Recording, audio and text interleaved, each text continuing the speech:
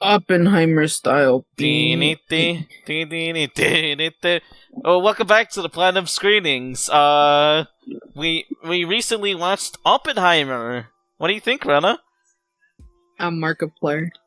Markiplier. Originally I didn't have any interest in that movie, and then You fucking idiot. shut the fuck up. Did you have interest originally? Yeah. Oh, I've had interest since the beginning. I didn't. Then I saw the cast and I noticed that whoa, it was like Josh Peck. It's the guy that played Logic again. Or are you struggling? I'm David finding Bostic. it. Yeah. Oh, yeah, David Bostic. I thought that was funny. And then I remember we talked about how the movie could explore from the Oppenheimer's perspective. I thought, yeah, this is interesting. And then we watched it, and now we're here. And yeah, the movie's great. I'd like to express my thoughts on the movie. Okay. It was very amazing. Mm-hmm. I like the way they decided to, I guess, portray the story of someone who I guess, is infamous for his, I guess, Just creation. his creation. Oh, I mean, I wasn't gonna say creation at first, but now that you said it, okay. No, he's mostly known for his line, I have become Death Destroyer of Worlds. Mm-hmm. But the thing is that he just got that from a book, which I mean, it still fits in with what how he feels. Yeah, it's still relevant. And to me, it's an interesting part of history is knowing that that even though you can create something that basically can ruin the lives of many, you can still have that much regret, because that's a human way to feel. Yeah. And with this movie, with so many people saying that oh, it's justifying America bombing Japan, but it's really not, because it's on the perspective of the man who created the bombs, and he shows regret throughout the majority of the movie. Yeah, especially after in the last hour. Yeah, and it's the fact that so many people are trying to say, oh, this is trying to I guess showing, I guess, what is it? Glorifying? It was glorifying America and whatnot. Mm-hmm. When in the fact is that okay, you're saying that, but American history books also do the exact same thing, but we don't see you talking about that. It's just that when a certain situation comes to light, that's when you feel like you have something to say. Yeah. And the thing is that with so many people saying that on Twitter, it's then why haven't you ever said this at all before then? Because American history books glorify America a lot. Oh yeah. And guess what? And that's with every history book that exists out there for any other country. Mm-hmm. I'm just gonna get this out of the way right now. Nope. None of us are really I guess perfect. It's obviously not trying to justify what America did, right? Mm-hmm.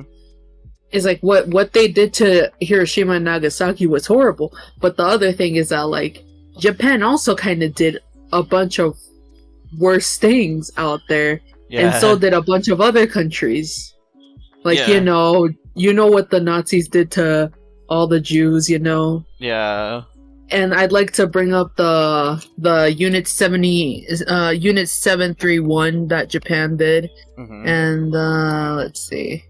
Yeah, there was another one. I forgot the name of, but yeah, it was a massacre. Yeah.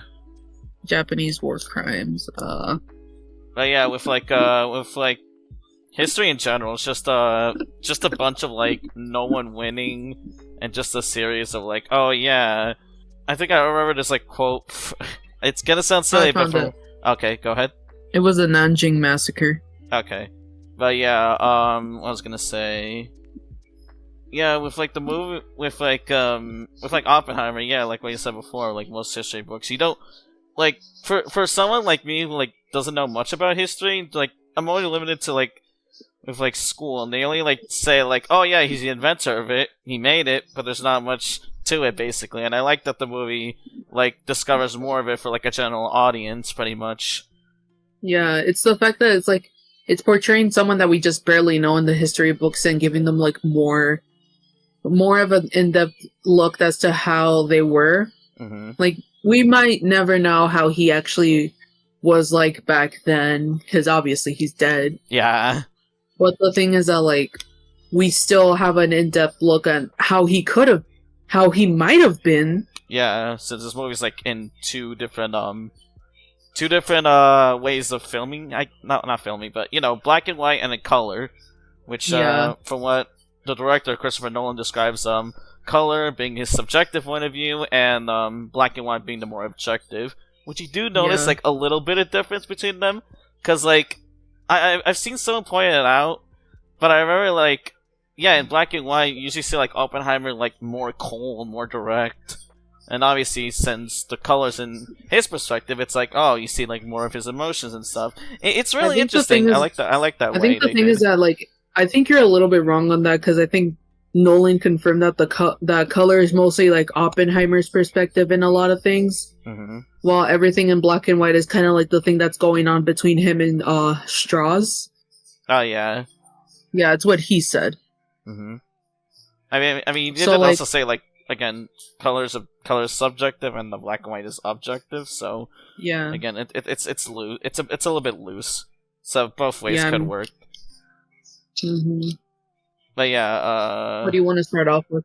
I don't know. There's a lot. I mean, it is a 3-hour movie, but there's a lot. I want to start off with the cast. Oh yeah, the cast. Yeah, let's start that off. I'd like to say that the cast was very big, with a lot of, I guess, A-list actors. Pretty much, yeah. I mean, they had goddamn Robert Downey Jr. for God's sake. Yeah, they have a lot. They have, of course, Cillian Murphy. The two that surprised me the most were obviously Devin Bostick, and obviously fucking Josh Peck. Yeah, but I also got like a big A-list cast: Cillian Murphy, Emily Blunt, like we said, Robert Downey Jr. You have Jason Clarke. Yep, Matt Damon. Florence Pugh. Casey Affleck. Yep.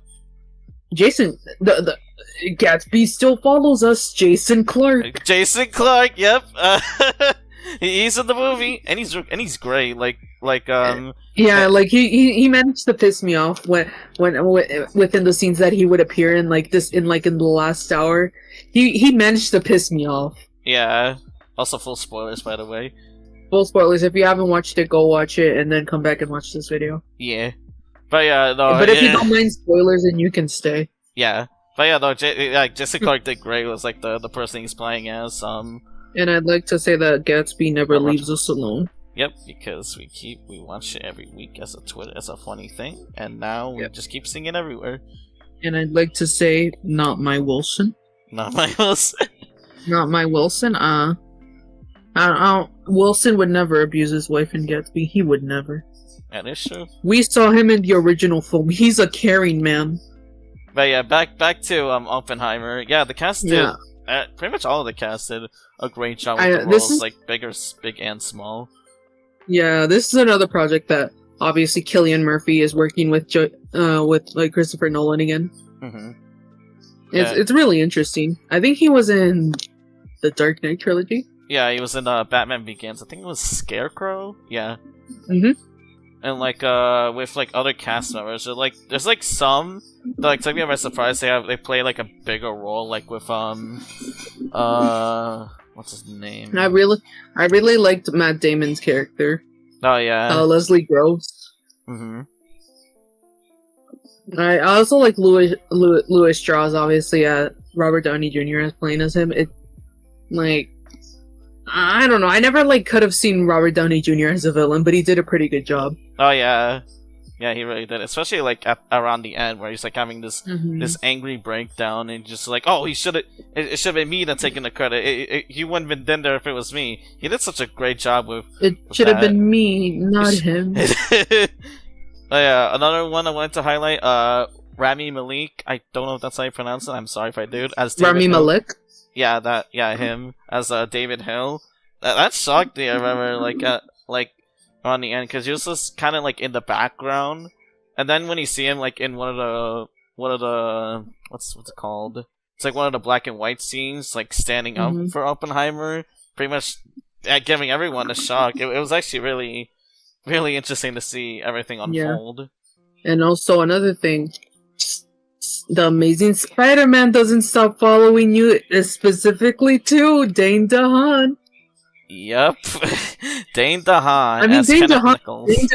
Dane DeHaan really did a really great job as Kenneth Nichols, though. Yeah, I really for sure. liked him in there. I just can't stand his ass in Amazing Spider-Man 2. Yeah, he's like so fucking goofy in that. I'm glad with like Oppenheimer. It's just like, oh yeah, he's a good actor. He did a great job. In Amazing Spider-Man 2, he's just like, Peter, I need the secret formula. No, you shouldn't, bro. It's gonna kill you. It's gonna be worse. Bro, I'm gonna die if you don't give it to me. I don't give a shit. I'm turning into Green Goblin. Grah. Oh man, how could I foreseen that? Now your girlfriend's dead. No, my girlfriend. No. But yeah, back to Oppenheimer. Dane DeHaan did a really great job in this movie, though. Yeah, for sure. And despite Josh Peck not having much of, like, I guess, speaking roles within the movie, I feel like his portrayal of Kenneth Bainbridge, even though I should believe, like, I want to say that despite Kenneth Bainbridge being, like, I guess the director of the Trinity test. Yeah.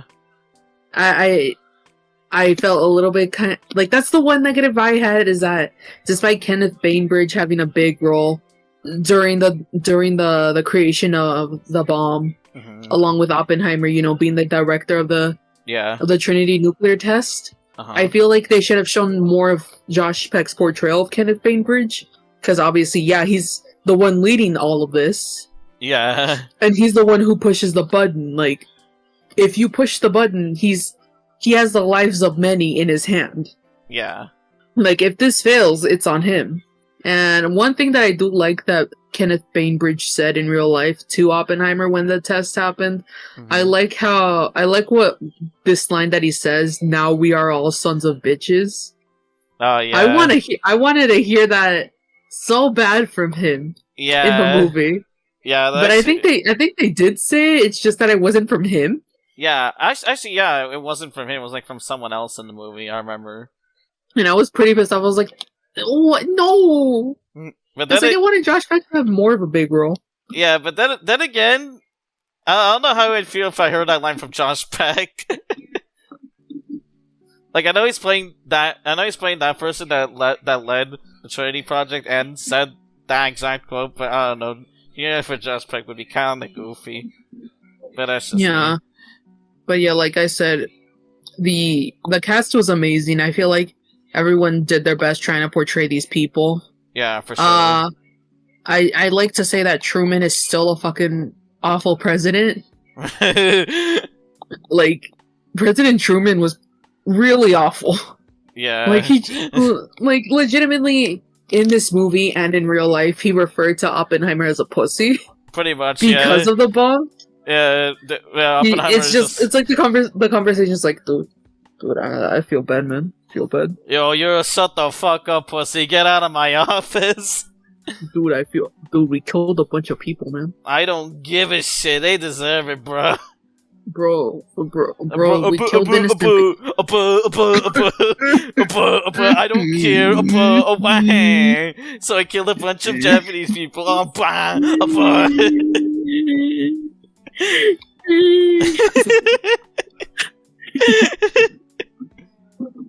But yeah, that scene was perfect because it did actually ended with me like being pissed off at Truman. I was like, God damn it.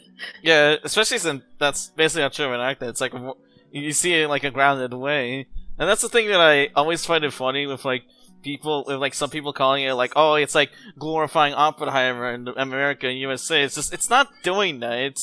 It's trying to be as like, grounded as possible. Yeah, because it's like, the thing is that like, how is it glorifying America when it's the fact that like Truman called Truman called fucking Oppenheimer a pussy for feeling bad about all this. Yeah, he was like seen as a negative factor in Oppenheimer's life in the movie itself. It's made clear, but like it's vague enough to let the audience sink in what's happening, basically. And it's the other thing is that Truman tries to take credit because he's like, I was the one who's like, set the bomb, and I was like, no, you weren't. Yeah. You weren't there for the creation of it.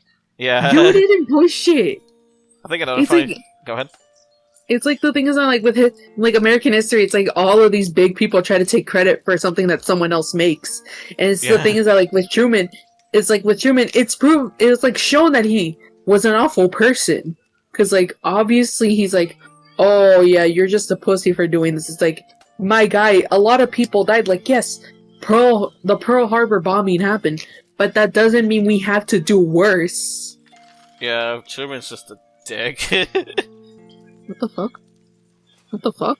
What happened? I just went into I'm in the Wikipedia article, right? Mm-hmm. I just saw that there's a classifications and censorship place. What the fuck? Oh yeah. In the let me read this out loud. Can I? Yeah, you can do that because there's multiple paragraphs, but I'm reading them all. Okay. In the United States, the film received an R rating, obviously, for some sexuality, nudity, and language. I looked away in the nudity. No boobies no boobies laying upon my eyes. No sorry. Before you read the rest, can I mention something? Mm-hmm. Fun fact: we did actually watch the movie in IMAX, the true IMAX 70mm. The way Nolan intended it. And yeah, it was really cool seeing it. And probably after this, we might watch it again. Yeah, and also speaking of that nudity, we saw that in IMAX too. So I could definitely say that we saw boobies in IMAX. You saw it. I looked away. No boobies laying upon my eyes. Yeah, I saw tits in IMAX. Yeah, they showed boobies, but they could not show a penis. I was so mad. I mean, they did show a naked man. We did saw a Yes, we did see nude Oppenheimer, but we did not see no penis. It's just he just covers his cock. No Cockenheimer. Okay. Yeah, continue. So Cockenheimer. Anyways, let me continue. In the United States, the film received an R rating, obviously, for some sexuality, nudity, and language, meaning anyone under 17 needs to be accompanied by an adult guardian. It is Nolan's first film to receive that rating since Insomnia, which is from 2002. Mm-hmm. In Australia, the film received an MA 15+ rating from the Australian Classification Board for strong sex and a suicide scene. In some countries in Asia, including those in the Middle East, South Asia, and Southeast Asia, Universal distributed a version of the film with the nudity of Florence Pugh as Jean Tatlock, covered by computer-generated black dress. Yep. Okay. Yeah. That's. I knew what you were talking about. Yeah. Yeah, that one. Yeah. Okay. In India, the film was released with all instances of nudity, sex, and cigarette smoking scenes censored, but not cut by the filmmakers, earning the UA certificate from the Central Board of Film Certification, CBFC, while retaining the running time. The audio from the scene where Tatlock directs Oppenheimer to read a verse from the Hindu scripture, Bhagavad Gita, I am become death, destroyer of worlds, while the two have intercourse, remained intact. As Needy TV reported, the Minister for Information and Broadcasting, Anurag Thakur, questioned how the CBFC certified the film with the verse heard during such circumstance in the first place. That is and asked funny. The scene to be deleted. Oh! The Hindu right in India took offense at and demanded at the removal of the scene. Despite opposition from these elements, the film was well received in most of the country. I mean, it's a good movie despite that, so like, yeah. It was like, I will not remove the boobies. These boobies will stay! Except for one part, but they will stay! But it is funny that's the censorship for the movie in India and the other countries they mentioned. Yeah, it's really funny. Yeah. Also, one more thing I want to say. If you guys have not watched it in IMAX 70mm, I urge you to go watch it.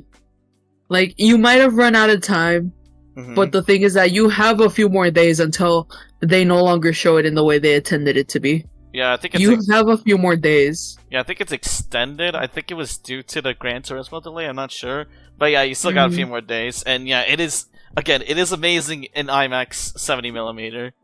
Yeah, you need to watch it. Like, it's just breathtaking. Yeah. It feels like you're almost there. Yeah. And I do want to point out, now that we basically talked about the cast, I do want to talk about one of my favorite scenes, and it's the actual testing of the bomb, or at least before and the afterwards, because it's such a well put together scene. Oh, I love that scene. Like, yeah, that's gonna be a lot of people's favorite scenes, but I feel like my favorite scene was when the interrogation scene between, obviously, what the fuck were they called? I forgot what they're called. Don't worry, I'm getting them right now. Alright. Trying to look for it. It's just the fucking. I'll just say it's a fucking committee or something. Yeah. Yeah. Yeah. Them. I like the scene between the committee and Kitty, who's Oppenheimer's wife. Oh yeah. Because like the thing is that like they try to get smart with her. But then she, like, immediately, like, pushes them down. Yeah. Yeah, because, like, obviously she, like, gets a little bit nervous at first, but then immediately she, like, because they're, like, trying to, like, say, oh, he sent money to communists, and she's like, no, he sent money through communists. Yeah, basically just, like, basically, like, outsmarting them pretty much. It was really nice. Yeah, that's, like, to me, that's one of the best scenes, because I love Kitty, and I honestly feel bad that, like, me, I was like, oh, they probably had, like, a loving marriage and whatnot, right? Like, outside of all this, but, like, once reading more between the relationship between Oppenheimer and Kitty, it feels a little bit sad. Yeah. Because it was just, like, a bunch of drinking and whatnot. Yep. Like, I do feel bad for both of them. But yeah, I want to elaborate more on why I like the Trinity test scene. Just the intensity of it all, pretty much. Just like the music, the counting down. It really puts me on the edge of my seat, honestly. And I mean, I think that's a lot of what people can agree with. Is that with the Trinity test scene, is that like sometimes they'll like use no sound, but at the same time use sound. Yeah. With some parts. Which is why I like that it's like a mix of both in one scene. Yeah. Which just that like the best thing that they did was that when the bomb goes off, you don't hear anything. Yeah. It gives you like a false sense of security, pretty much. Just like you see like this big, fireball, just showing that that's a success. And then once everything is all said and done, boom. Yeah, I mean. Bro had to reenact the boom as if he was the fucking bomb. Hell no. Yeah, Martin, you not the bomb, Martin. You not the bomb, bro. My la bomb, it killed people. Nah, bro. But yeah, me and Martin were just kind of like sitting there confused, like, damn, bitch, what the fuck? Yeah, I'm just like, wait a minute, there's no sound. And then it happened. It was so fucking loud in IMAX. Holy shit. I mean, we were in the middle seats too, so... Yeah. I feel bad for the one dude who actually sat out all the way at the front. Oh yeah, someone actually did that, I could see him. Did you see his reaction to the sound? I feel like I think I saw him jump a little. I was like, oh, hell no. I think I jumped a little too, yeah. And I don't blame him. I only jolted a little, but that's it. What else? But yeah, that was an incredible scene. Yeah, for sure. Boobies in IMAX. Boobies in IMAX, for sure. Happened twice, yep. I did not like it. I looked away like Jax Holmes intended it to. There's another scene I want to highlight as well, which is the scene in Los Alamos, like when Oppenheimer gives his speech, like after Hiroshima and Nagasaki were nuked.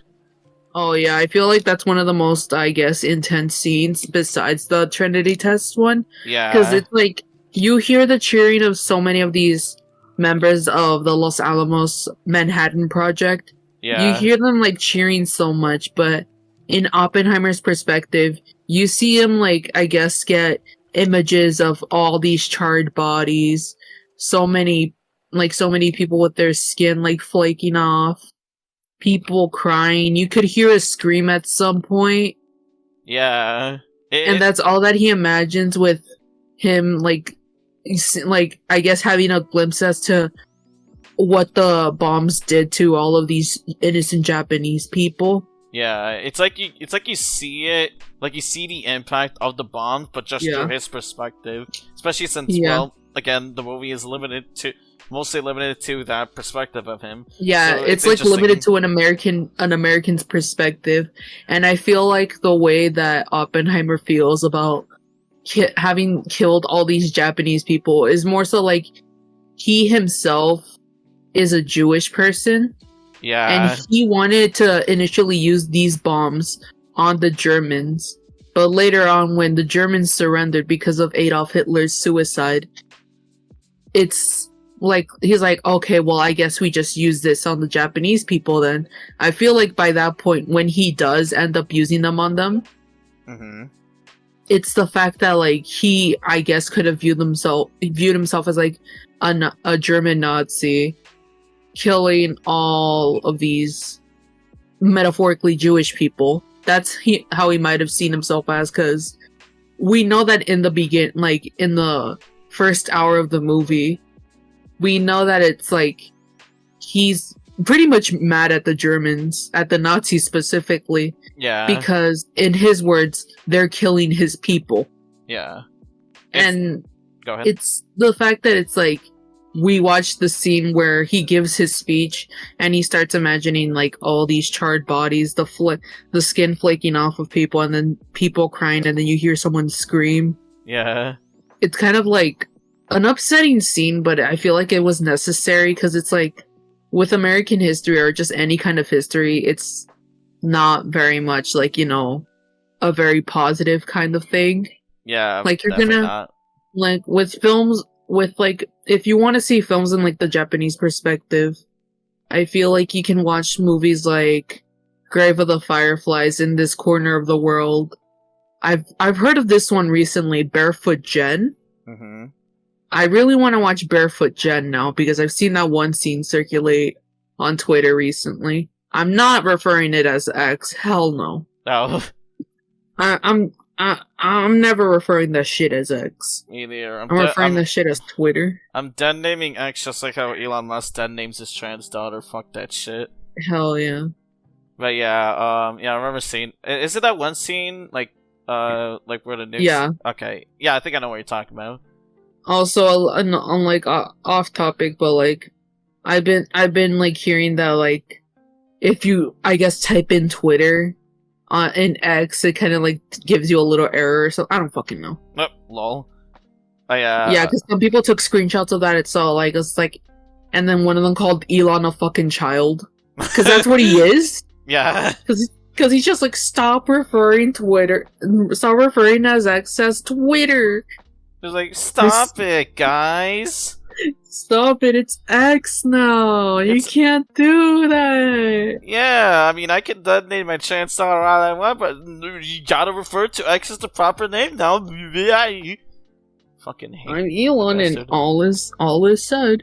But yeah, as I said, like movies like that kind of do portray well the Japanese perspective, and then with like the American's perspective, I feel like Oppenheimer did a really great job with that. Oh yeah, is that like sure. Yeah, there's so many people there's like so many Americans celebrating that, hey, they won the war and all that, but the thing is that with that sort of thing is that, like, after watching the movie and going out of the theater, it makes me give the realization that, like, hey, we're technically not done, because obviously in some part of the movie you realize that it's said that Russia has their hands on their bombs. Yeah.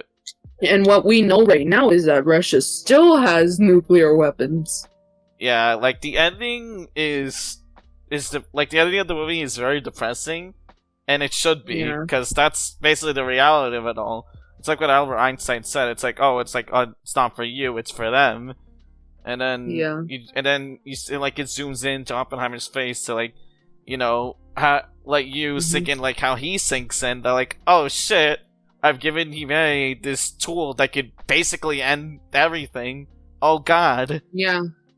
And it's the thing is that like I feel the thing is that like people could say that Albert had like little to no appearances in this, and the thing is that like I feel like even with his limited time as to what he had in there in the film, I feel like he still had a big impact. Yeah, for sure.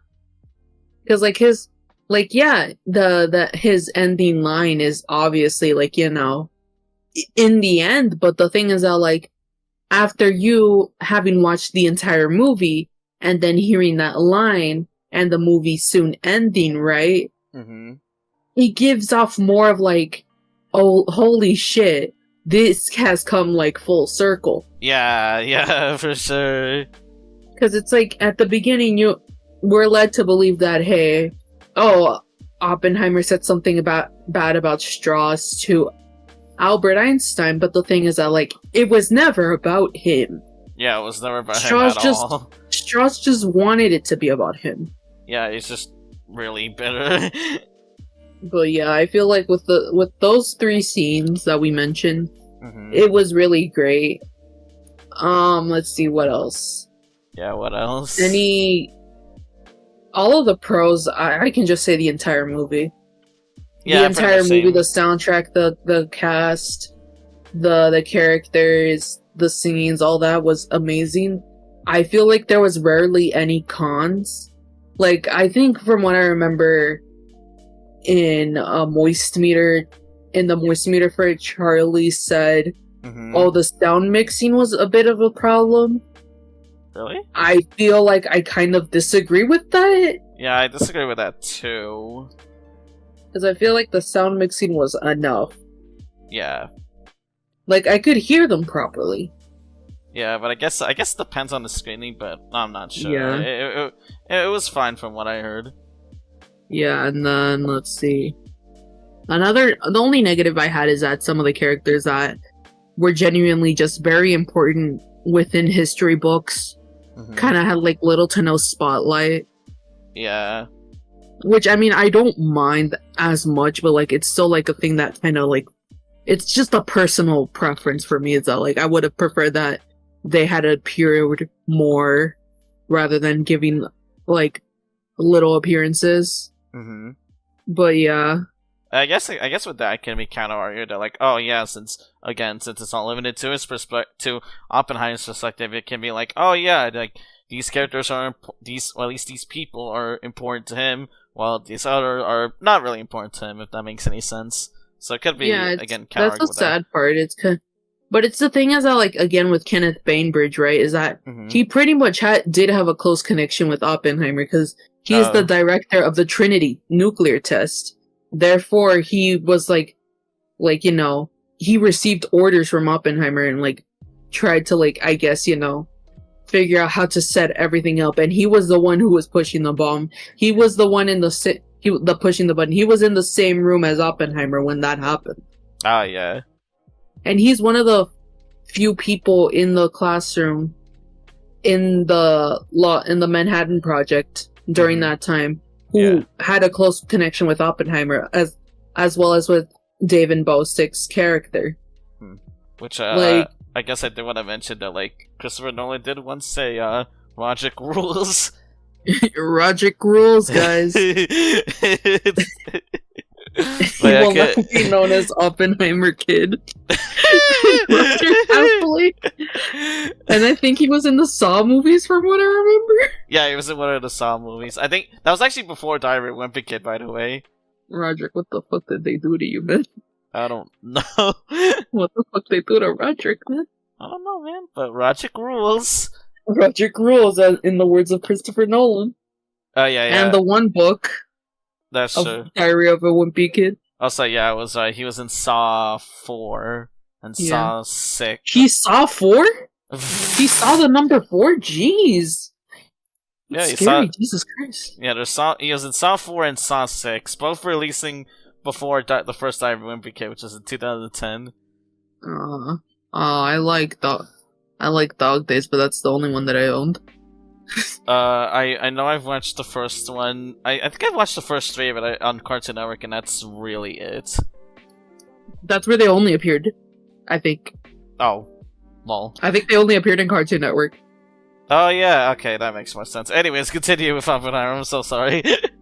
But yeah, there's like no cons about it other than like a lot of the main people, in Oppenheimer's life. So a few of them just like not having enough like screen time, I guess. Yeah, I see. But I guess this is gonna be another side rant.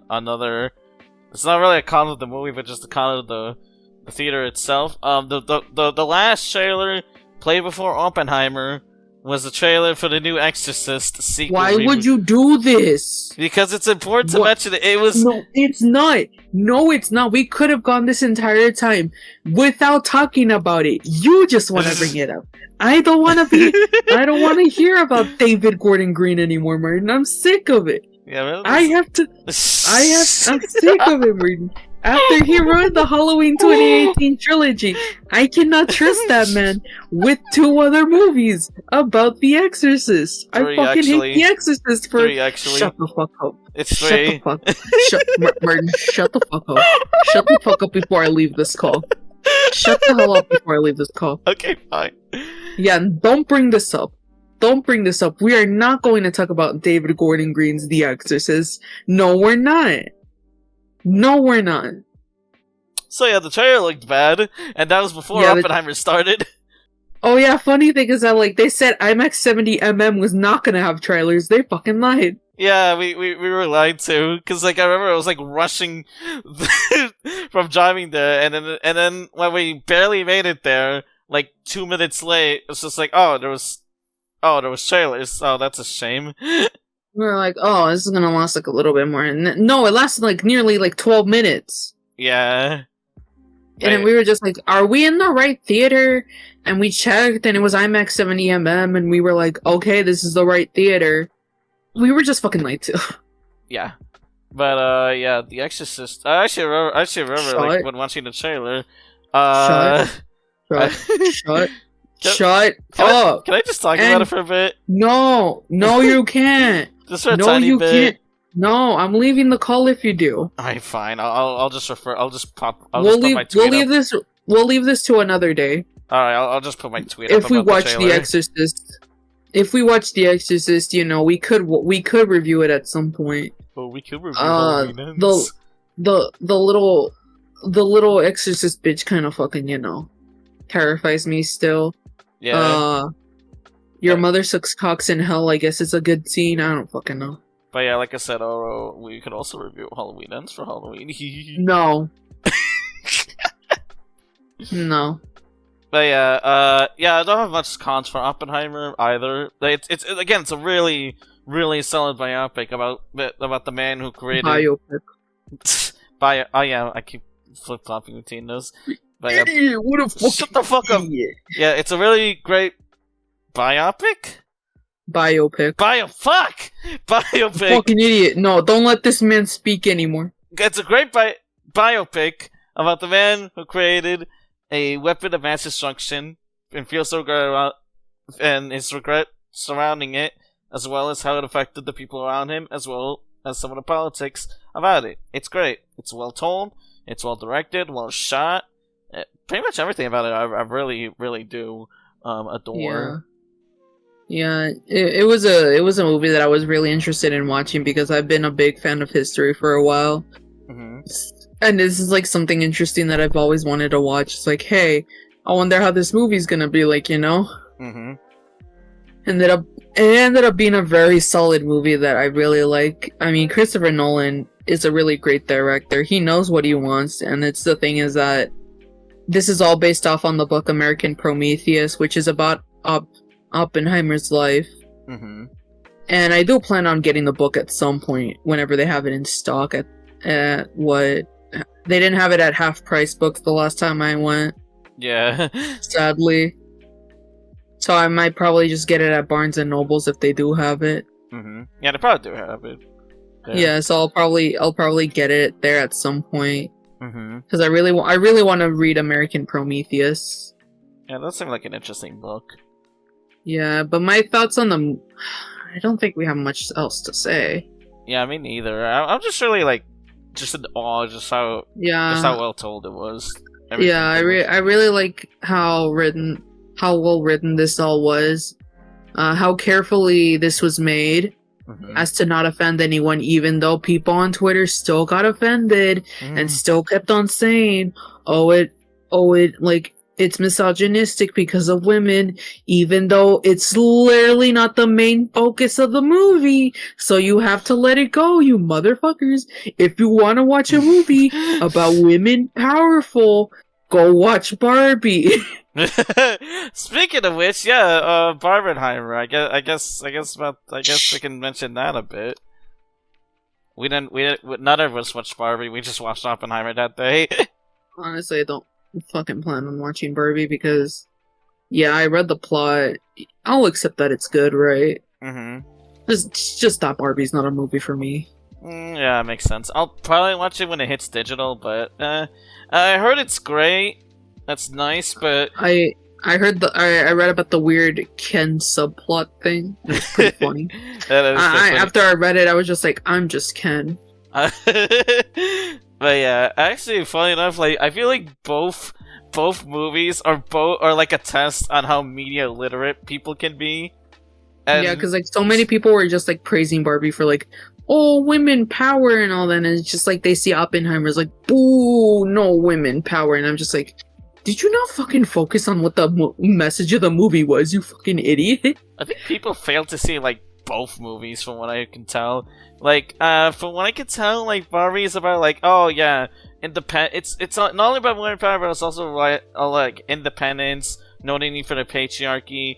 Just be what you want to be, pretty much. And some people see it as, oh, it's woke, it's anti-woke, this and that. There's so many things flying on with Barbie. Yeah, but Martin. What? Those are coming from the bad people, Martin. I know, but like, let me finish.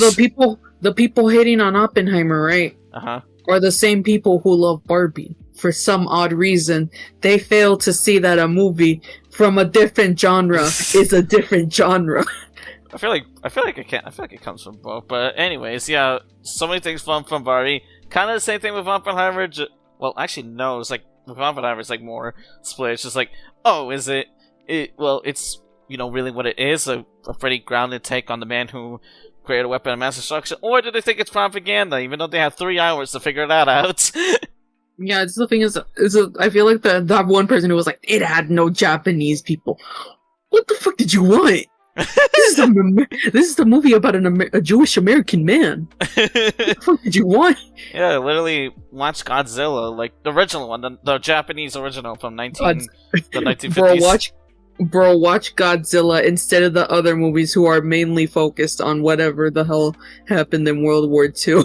I mean, in Godzilla 1954, there is a metaphor of like nuclear weapons, and it takes place after like the. Yeah, it's a metaphor, but like I think we're mainly talking about at that time, like realistically. I mean, still, I think it's still. Okay, like I can praise Godzilla for it, right? But I'm like saying like specifically at the time. I would say like movies like, I think someone mentioned Children of Hiroshima or something, somewhere around that line. Oh yeah, I'm thinking that was. That's a live action movie, yes. Yeah. I feel like I don't remember the name of it. It's probably that one. Mm-hmm. I haven't seen it, but I might at some point. I feel like that one's a good one. It's like, oh, Japanese people, then fucking watch movies about them then. Like, there's in this corner of the world that's told in the perspective of this Japanese artist who's living basically this new life, right? At the time of World War II and all that. Like, that one's beautifully done. Grave of the Fireflies also exists, which I think during the war or the aftermath of it. I think it's the aftermath. Or near the aftermath. No, wait, it's during it because, Oh.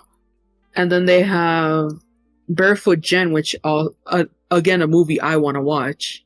But while yeah, like Godzilla's giving a metaphor, right? Yeah. That's all it is, a metaphor.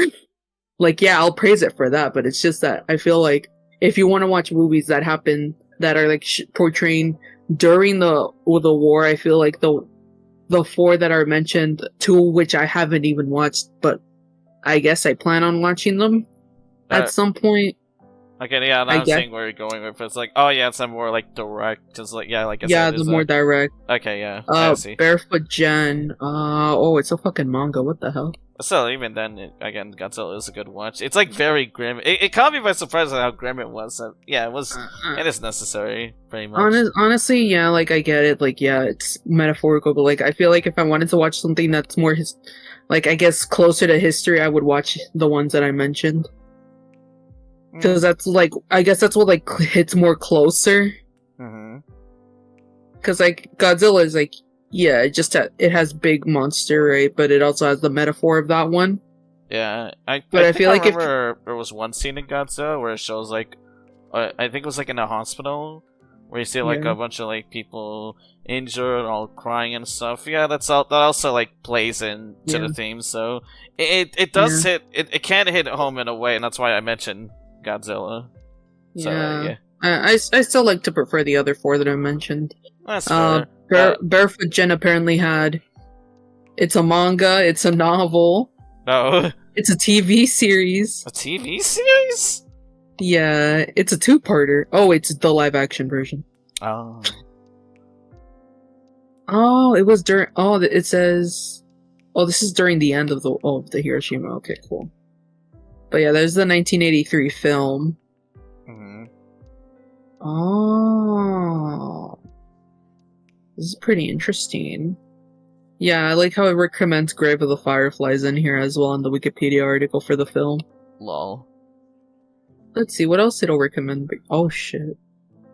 But yeah, what else can we really say about Oppenheimer now? I'm not. I don't really know anymore. I think we said everything that. Oh well, I do want to say this one thing that I said after the movie. Is that I said that the movie was beautiful. I think it was like either deadly beautiful or beautifully deadly. No matter what, it's still like it implies the same thing. I think you said both. Like, you said both. I think. Yeah, both. Yeah, I said both. Which, yeah, it's really deadly beautiful and beautifully deadly because it's like, all of these scenes where it cuts to like these like special effects, and then when the bomb happens, all of that is like beautifully done. But knowing that what the aftermath was, it's so deadly. And I feel like it's a thing where we shouldn't repeat this sort of history. But obviously there's so many people out there, so many people in our governments and in different kinds of governments and military and whatnot, that do go out to war hurting people despite the fact that those people have not done anything to them. Yeah. I feel like it's something that like, even though there are so many people who want to stop that sort of thing, no matter how many amount of people that there is for that, you can't stop something that sadly we don't want history to repeat itself with. Yeah. Like with Russia, it's like obviously they have the weapons to utilize everything, but it's the fact that like we don't know when it might happen, and with that sort of thing, it can basically end everything that everybody's worked so hard to build. And that's the message that I feel like, Oppenheimer kind of portrayed, is that history shouldn't repeat itself, but it's the fact that even no matter what, with that sort of thing, history is going to repeat itself sooner or later, because so many people choose to be greedy. And no matter what kind of opinions we have, us human beings won't like agree or disagree with each other no matter what. We're not going to be on the same line as always. Yeah. It's all just like basically human greed. Yeah, I pretty much got nothing else to add. That's very much well said. I do agree with you on pretty much all of that. But I think that's pretty much it. That's all we have to say. Yeah. I give Oppenheimer a 10 out of 10. It's such a great film. If you haven't Same. seen it, go watch it. You only have a few days left to go watch it in IMAX 70mm. Yeah, it really is a very, very fascinating movie. I'm Yeah. glad that If I you're watched it. if And yeah, I hate the people who are just like, "Oh, it's a history movie," even though it's very much that. yeah, I forgot to mention, yeah, the movie's definitely not gonna be for everyone, considering that, Yeah. it is a biopic and, history, and not everyone's interested in that. But to those who are interested, yeah, we recommend it, Yeah, just for give sure. give it a watch. It's such a great movie. Oh, yeah, for sure, for sure. And, yeah, that pretty much ends this episode of Platinum Screenings. You got any idea what to review next, Rena? The Exorcist. Then we can talk about David Gordon Green in that one. Okay, next episode's gonna be the original Exorcist movie. And I won't be able to sleep after that. Oh well. Yeah, but I don't know the outros. Bye bye. Dingus. What the